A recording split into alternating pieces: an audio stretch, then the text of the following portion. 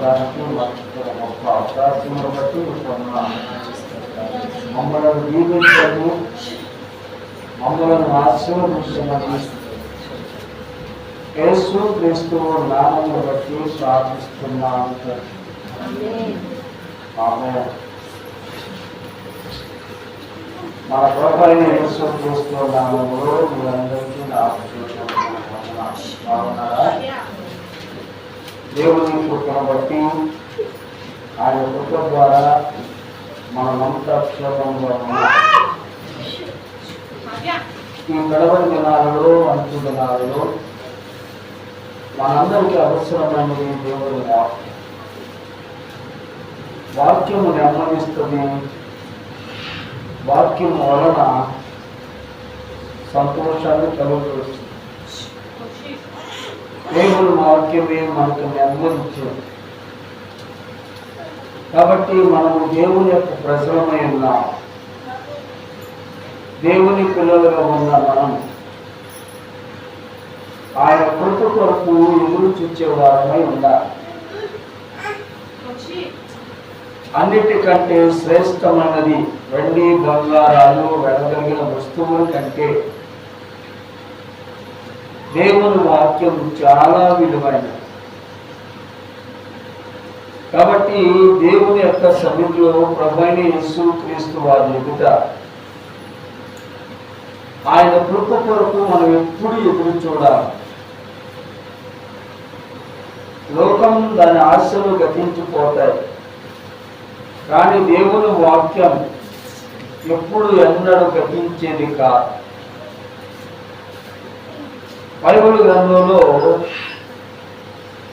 కీర్తన గ్రంథం 147వ కీర్తన 3వ వచనం చదువుకుందాం. గుండె చెదరిన వారిని, ఇక్కడ భక్తుడైన దావీదు రాసిన కీర్తన గ్రంథంలో గుండె చెదరిన వారిని ఆయన బాగు చేయవాడు, ఆయన బాగు చేయగలిగిన వాడు, వారి గాయములు కట్టువాడు, గాయములను కట్టువాడు.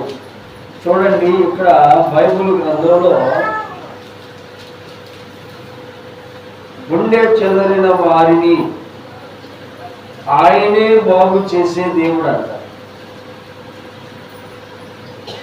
దేవుని యొక్క సన్నిధిలో ప్రభువైన యేసు క్రీస్తు వారి ఎదుట ప్రతి వాని గుండె బలహీనమాయను అని బైబిల్ బహు స్పష్టంగా బోధిస్తుంది. మనలను బాగు చేయగలిగిన వాడు, మనలను స్వస్థపరచగలిగిన వాడు యేసు క్రీస్తు ప్రభువు వారి యొక్క దయ. అనేక సార్లు గుండె చెదిరిపోయి నెమ్మది లేని పరిస్థితిలో ఉన్నప్పుడు, తన యొక్క వ్యక్తిగత జీవితంలో దిగజారిపోయినప్పుడు, నెమ్మది లేనప్పుడు చాలా మంది చెప్తూ ఉంటారు, నా గుండె చాలా బలహీనమైపోయిందయ్యా, నా గుండెలో బలం లేదు, నేను తట్టుకోలేను అని చెప్తారు. చాలా మంది చెప్పేది ఏంటంటే ఆహార పదార్థాలు తినటం వలన ప్రతి ఒక్కరు కూడా గుండె జబ్బులు వస్తున్నాయి అని చెప్తారు. కానీ భక్తుడైన దావీదు చెప్పే మాట, గుండె చెదరిన వారిని బాగు చేసే దేవుడు ఆయన. బలహీనపరచబడినప్పుడు బలపరచగలిగిన వాడు ఆయన. చాలా సందర్భాలలో లేమిలో ఉన్నప్పుడు, కలిమిలో ఉన్నప్పుడు, దిగజారిపోయి ఉన్నప్పుడు, ఒంటరి జీవితంలో ఉన్నప్పుడు ఏం చేస్తామంటే, మన గుండె బలహీనమైనప్పుడు, ఎదుటివాడు మన దగ్గరకు వచ్చినప్పుడు అనేక సంగతులు ఏం చెప్తాడంటే, ఇంకేముందరా నీ పని అయిపోయింది, వాడి పని అయిపోయిందని చెప్తారు. కానీ దేవుడు అంటాడు, నేను బాగు చేయగలిగిన వాడు నేనే, నీకు నెమ్మది ఇవ్వగలిగిన వాడు నేనే. దావీదును గురించి నాబాలు అంటాడు, దావీదు ఎవడు, దావీదు ఎవరు, దావీదు కుమారు ఎవరు, దేవుడు ఎవరు అని విమర్శిస్తూ ఉంటాడు. నాబాలు మోటివాడు కదా. కానీ దేవుని యొక్క సన్నిధిలో దేవుని యొక్క భయం లేనందున నా భార్య యొక్క గుండె ఏమైపోయిందంట, బిగిసిపోయాను అని వ్రాయబడింది. కానీ దేవుని యొక్క సన్నిధిలో మన గాయములను కట్టువాడు ఆయనే, గుండె చెదరిన వారిని బాగు చేయగలిగిన వాడు ఆయనే. అన్నిటికంటే కేంద్రం గుండె అంట. గుండె బాగుంటే మనిషి బాగానే ఉంటాడు.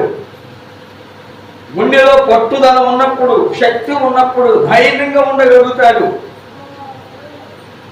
కొన్ని సందర్భాల్లో ఇంకేముంది, నేను వ్యాపారం లేక, ఉద్యోగం లేక, లేకపోతే నా పరిస్థితి ఇట్లా ఉంది అనుకున్న సందర్భాల్లో యెహోవాయే నీకు తోడై ఉండి, యెహోవాయే నీకు నీడగా ఉండి, యెహోవాయే నీకు ఆశ్రయముగా ఉండి నీ గుండెను బలపరిచి నీ కుటుంబాన్ని పోషించే దేవుడు ఎవరయ్యా అంటే యేసుక్రీస్తు ప్రభువు వారే. కాబట్టి మనము దేవుని యొక్క సన్నిధిలో బాగుపడాలి అంటే దేవుని యొక్క సన్నిధికి రావాలి. దేవుని వాక్యమే నిన్ను బలపరిచేది, దేవుని వాక్యమే నిన్ను స్వస్థపరిచేది. ఆయన నీ బొమ్మ గడియలను బలపరచువాడు, ఆయన నీ మధ్యలో ఉన్నవాడు, నీ పిల్లలను గోధుమ పంట వలె ఆశీర్వదించేవాడు. ఆయన ఆశీర్వాదాలు లేకపోతే మనం దేనికి పనికిరాదు. బైబిల్ గ్రంథంలో ఒక మాట చూడండి. బైబిల్ గ్రంథంలో హెబ్రీయులకు రాసిన పత్రిక 8వ అధ్యాయము 12వ వచనం చూడండి. నేను వారి దోషముల విషయమై దయగలిగి వారి పాపములను ఇంకా ఎన్నడును అని అంటాడు. చూడండి, దేవుడు వారి పాపముల విషయమై ఇంకెన్నడును ఏం చేస్తాడన్న జ్ఞాపకము చేసుకొనను. దేవునికి స్తోత్రం. వారి దోషాలు, వారి అతిక్రమాలు, వారి పాపాలు నేను ఎప్పుడు ఎన్నడూ జ్ఞాపకం చేసుకోను అని అంటాడు. దేవుని యొక్క సన్నిధిలో వచ్చినప్పుడు, క్రీస్తు రక్తంలో కడగబడి ఉన్నప్పుడు, పాపులము కాదు మనం దేవుని యొక్క సన్నిధిలోకి వచ్చినప్పుడు పరిశుద్ధులుగా ఎంతబడతామంట. ఎంతటి ఘోర పాపినైనా క్షమించగలిగిన దేవుడు ఆయన. ఎంత నీచుడునైనా కానీ ప్రేమించే దేవుడు. మనం అంటాం, నువ్వు చేసింది నా గుండెల్లోనే ఉంది, నువ్వు మాట్లాడినవన్నీ కూడా నా గుండెలో ఉన్నాయి, గుండె గాయపరుచుకుంటాం. కానీ యేసుక్రీస్తు వారు అంటాడు, దూరస్తులైన వారిని సమీపస్తులుగా చేయగలిగిన వాడు ఆయనే. నా యొద్దకు రండి, నేను మీకు విశ్రాంతిని కలుగజేసేదను అంటాడు. నా యొద్దకు వచ్చిన వారిని ఏమాత్రమును త్రోసివేయను అంటాడు. దేవుడు ఆయన దయ విలువైనది. బైబిల్ గ్రంథంలో ఒక మాట రాయబడింది చూడండి. నిర్గమకాండము 20వ అధ్యాయము 8వ వచనం చూడండి. విశ్రాంతి దినమును చూడండి, పరిశుద్ధముగా ఆశ్రయించుటకు జ్ఞాపకం ఉంచుకొనుము. 6 దినములు నువ్వు కష్టపడి నీ పనంతయు చేయవలెను. 7వ దినము యెహోవాకు విశ్రాంతి దినముగా పట్టేది మంచి రోజు అని అంటాడు. దేవుని యొక్క సన్నిధిలో ప్రభువైన యేసుక్రీస్తు వారి ఎదుట విశ్రాంతి దినము ఎలాంటి దినం అంట? పరిశుద్ధమైనది. ఈ పరిశుద్ధమైన దినం అనేది మనుషులకు అర్థం కాదు. కాబట్టి పరిశుద్ధ దినమందున దేవుని యొక్క సన్నిధికి నువ్వు రావాలి, పరిశుద్ధపరచబడాలంట. దేవుని స్తోత్రం. నీ దోషాలు, నీ అపరాధాలు, పాపాలు క్షమించబడాలి అంటే దేవుని వాక్యమే. విశ్రాంతి దినమందున దేవుని యొక్క సన్నిధికి రావాలి. విశ్రాంతి దినమందున దేవుని వాక్యాన్ని వినాలంట. ఆయన నీ దోషాలు జ్ఞాపకం చేసుకున్నాడు అనుకోండి, మనం దేని పని కూర్చోవాలి. ఆయన మనల్ని క్షమించి నూతనమైన జీవితం, నూతనమైన ఆరోగ్యం, క్రొత్త జీవితం, క్రొత్త మనసు, ఆయన కృప, ఆయన దీవెనలు, ఆయన ప్రసన్నత మనలో ఉండబట్టి మనమంతా క్షేమంగా ఉండగలిగాం. సంవత్సరాన్ని ఒక దయాకిరీటంగా దేవుడు మనకి ఇచ్చాడు. మన అపరాధములు ఆయన జ్ఞాపకం చేసుకునేవాడు కాదు, మన దోషములను క్షమించేవాడు, నీ సంకటములను కుదుర్చువాడు. నువ్వు పాపం అనుకుంటున్నావా? కాదు, నేను పరిశుద్ధుడిగా చేయగలిగిన వాడు నేనే, నీ పాపములను క్షమించేవాడు నేనే అనగా దేవుని స్తోత్రం. అంతకంటే గొప్ప భాగ్యం మరి ఎక్కడైనా ఉన్నదంటే ఏమి? అందుకని అంటాడు, ఒక్క దినము దేవుని యొక్క సన్నిధిలో గడుపుట 1000 దినాలు శ్రేష్టం. నా ప్రియ సోదరులారా, దేవుని యొక్క సన్నిధిలో ప్రభువైన యేసుక్రీస్తు వారి యొక్క వాక్కు ద్వారా నీకు మేలున్నది, ఆశీర్వాదం ఉన్నది, దేవుడు ఉన్నాయి. ఆయన కృప నిరంతరము నీ మీద ఉండునుగాక. ఆమేన్. ప్రార్థన చేసుకున్నాం. మమ్మల్ని మిక్కిలిగా ప్రేమించిన మా ప్రియ పరలోకపు తండ్రి, నీ బంగారు పాదాలకు స్తోత్రం. ఆయన మమ్మల్ని ప్రేమించి కనికరించి ఉన్నతమైన కృపలు మమ్మల్ని జ్ఞాపకం చేసుకోమని దేవా, మా దారిద్రతను కొట్టివేయండి, మా అమ్మలను బాగు చేయండి, గుండె చెదరని వారిని బాగు చేయగలిగిన దేవుడవు నీవే, స్వస్థపరిచే దేవుడవు నీవే. నీ కృప వెంబడి కృప మాకు అనుగ్రహించమని మమ్మల్ని దీవించి ఆశీర్వదించమని రక్షకుడు యేసునామమున బట్టి ప్రార్థిస్తున్నాను. ఆమేన్. అందరూ లేచి నిలబడదాం.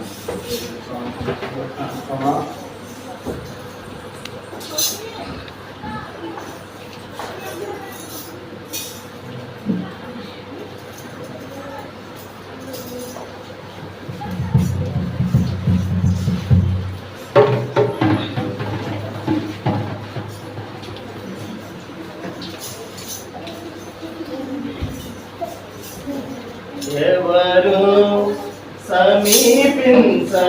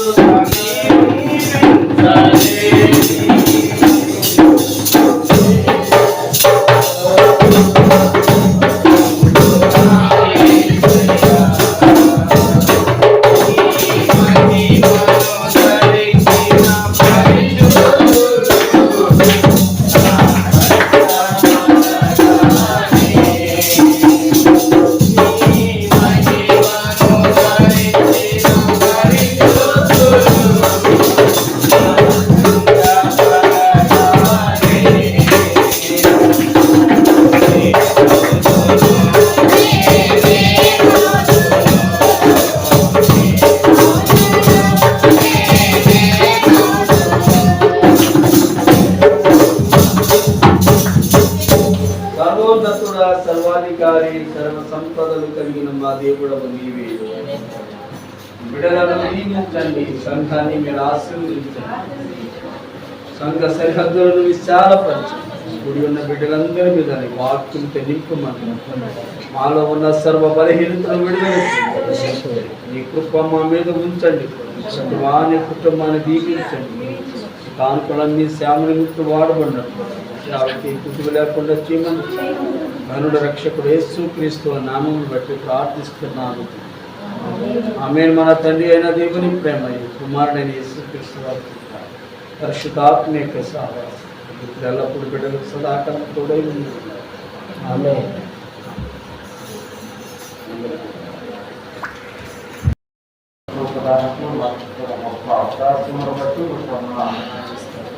మమ్మల్ని దీవించండి, మమ్మల్ని ఆశీర్వదించమని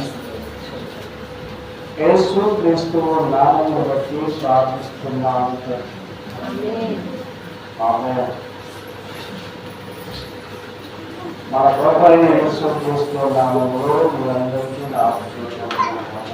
బాగున్నారా? దేవుని కృపను బట్టి ఆయన కృప ద్వారా మనమంతా క్షేమంగా ఉన్నాం.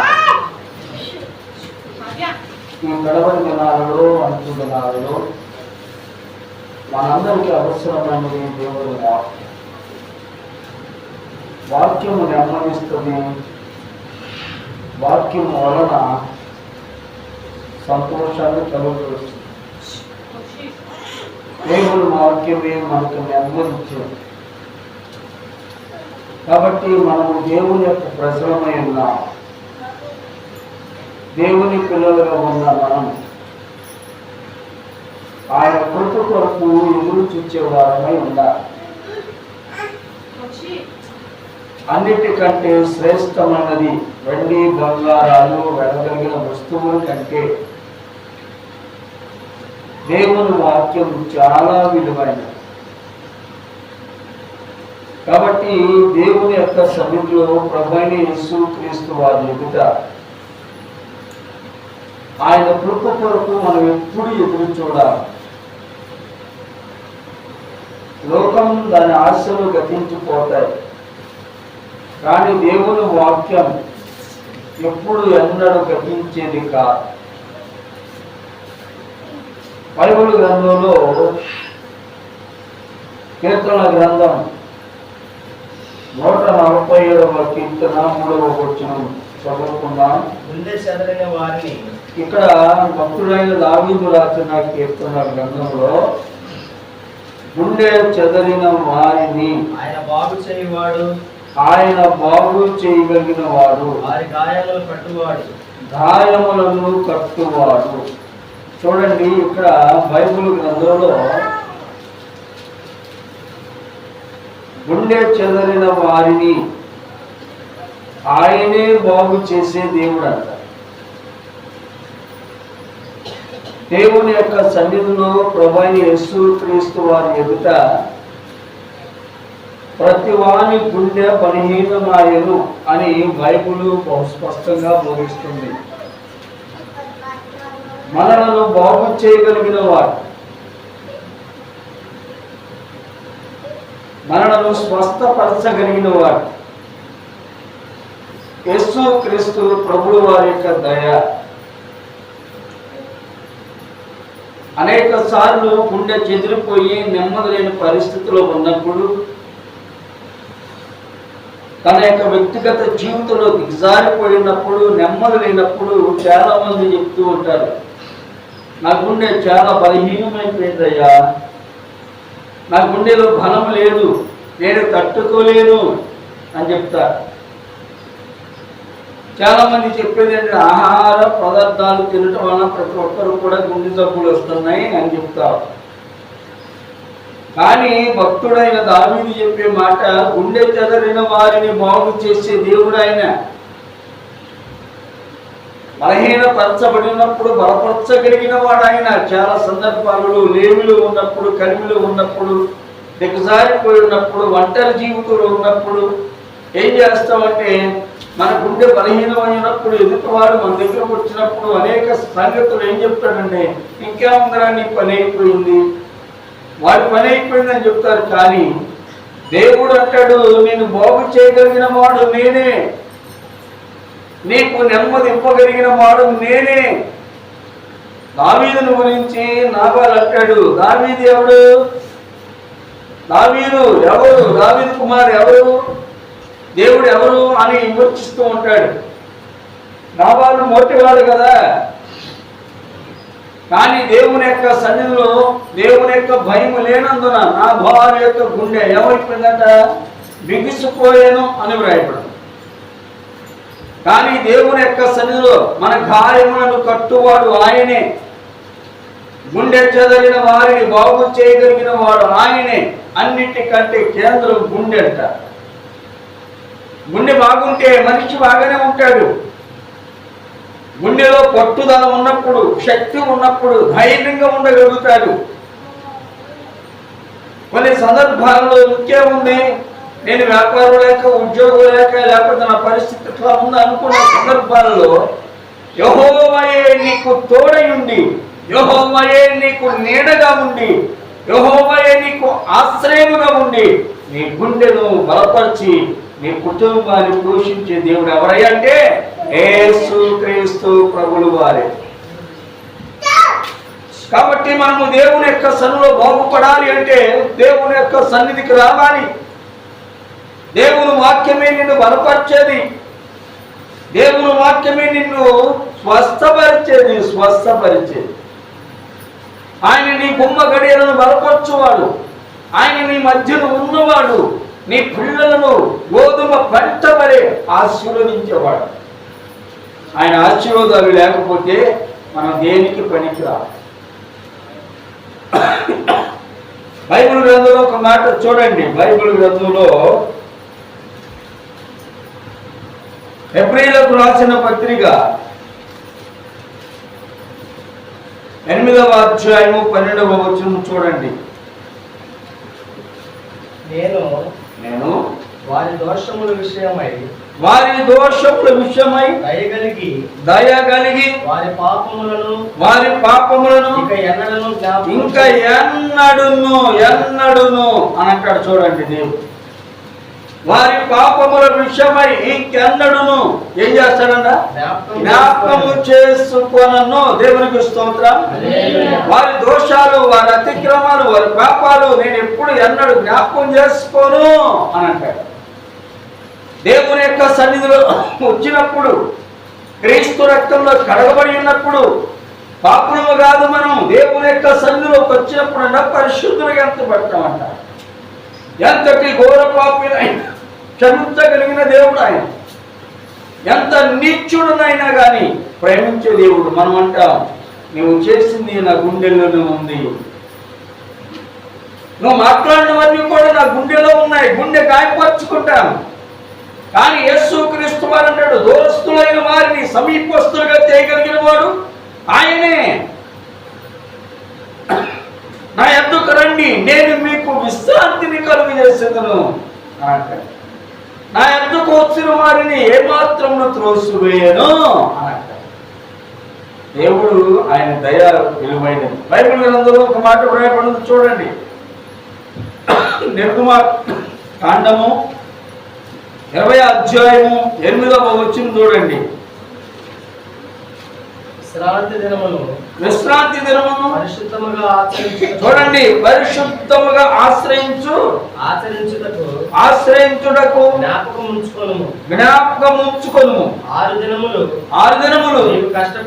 నువ్వు కష్టపడి నీ పనంతయు చేయవలెను. 7వ దినము యెహోవాకు విశ్రాంతి దినముగా పట్టి అది మంచి రోజు అని అంటాడు. దేవుని యొక్క సన్నిధిలో ప్రభువైన యేసుక్రీస్తు వారి ఎదుట విశ్రాంతి దినము ఎలాంటి దినం అంటే పరిశుద్ధమైనది. ఈ పరిశుద్ధమైన దినం అనేది మనుషులకు అర్థం కాదు. కాబట్టి పరిశుద్ధ దినమందున దేవుని యొక్క సన్నిధికి నువ్వు రావాలి, పరిశుద్ధపరచబడాలంట. దేవుని స్తోత్రం. నీ దోషాలు, నీ అపరాధాలు, పాపాలు క్షమించబడాలి అంటే దేవుని వాక్యమే. విశ్రాంతి దినమందున దేవుని యొక్క సన్నిధికి రావాలి. విశ్రాంతి దినమందున దేవుని వాక్యాన్ని వినాలంట. ఆయన నీ దోషాలు జ్ఞాపకం చేసుకున్నానుకోండి, మనం దేని పనికి చూడాలి. ఆయన మనల్ని క్షమించేప్పుడు నూతనమైన జీవితం, నూతనమైన ఆరోగ్యం, క్రొత్త జీవితం, క్రొత్త మనసు, ఆయన కృప, ఆయన దీవెనలు, ఆయన ప్రసన్నత మనలో ఉండబట్టి మనమంతా క్షేమంగా ఉండగలిగాం. సంవత్సరాన్ని ఒక దయాకిరీటంగా దేవుడు మనకి ఇచ్చాడు. మన అపరాధములు ఆయన జ్ఞాపకం చేసుకునేవాడు కాదు, మన దోషములను క్షమించేవాడు, నీ సంకటములను కుదుర్చువాడు. నువ్వు పాపం అనుకుంటున్నావా? కాదు, నేను పరిశుద్ధుడిగా చేయగలిగిన వాడు నేనే, నీ పాపములను క్షమించేవాడు నేనే అన్నాడు. దేవుని స్తోత్రం. అంతకంటే గొప్ప భాగ్యం మరి ఎక్కడైనా ఉన్నదంటే ఏమి. అందుకని అంటాడు, ఒక్క దినము దేవుని యొక్క సన్నిధిలో గడుపుట 1000 దినాలు శ్రేష్టం. నా ప్రియ సోదరులారా, దేవుని యొక్క సన్నిధిలో ప్రభువైన యేసుక్రీస్తు వారి యొక్క వాక్కు ద్వారా నీకు మేలున్నది, ఆశీర్వాదం ఉన్నది, దేవుడు ఉన్నాయి. ఆయన కృప నిరంతరము నీ మీద ఉండునుగాక.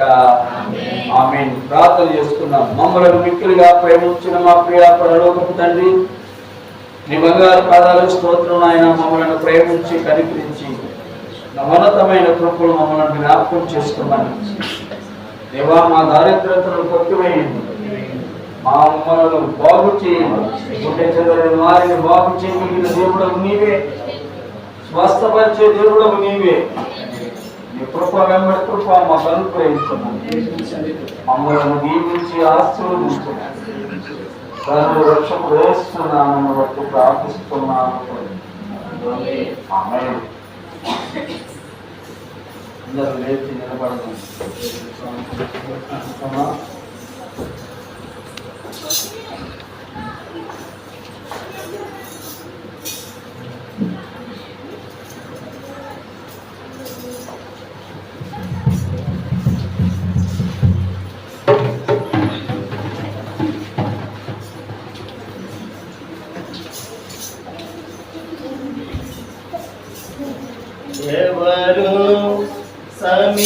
వర్ణించలేని